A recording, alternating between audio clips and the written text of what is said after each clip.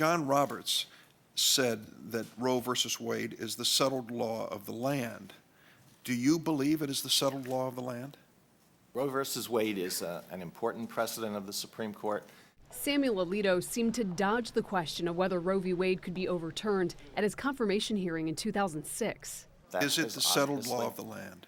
It is a precedent. If settled means that it can't be re-examined, then that's one thing. If settled means that it is a precedent that is entitled to respect as stare decisis. Stare decisis means to stand by things decided in Latin. Justice Alito focused on that concept in his draft opinion overturning Roe v. Wade.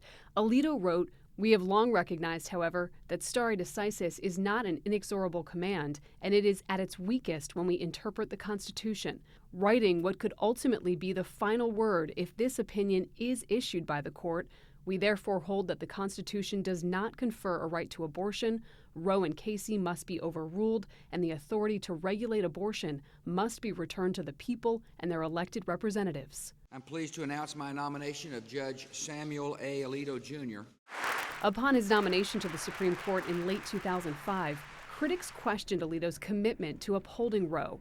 During his confirmation, a 1985 letter Alito wrote surfaced. It was part of his application to become Deputy Assistant Attorney General during the Reagan administration. Alito touted his conservative credentials, writing, "I am and always have been a conservative. I am a lifelong registered Republican. And I am particularly proud of my contributions in recent cases in which the government has argued in the Supreme Court that racial and ethnic quotas should not be allowed and that the Constitution does not protect a right to abortion." Months earlier, while working in another position at the Justice Department, Alito outlined in a legal memo how the Reagan administration could approach its stance on abortion, writing, "We should make clear that we disagree with Roe v. Wade and would welcome the opportunity to brief the issue of whether, and if so to what extent, that decision should be overruled." Alito said during his confirmation hearing he would keep an open mind as a justice and put aside what he did as a government lawyer. But flash forward to this past December, Justice Alito seemed to make his personal views clear during arguments on Mississippi's 15-week abortion ban.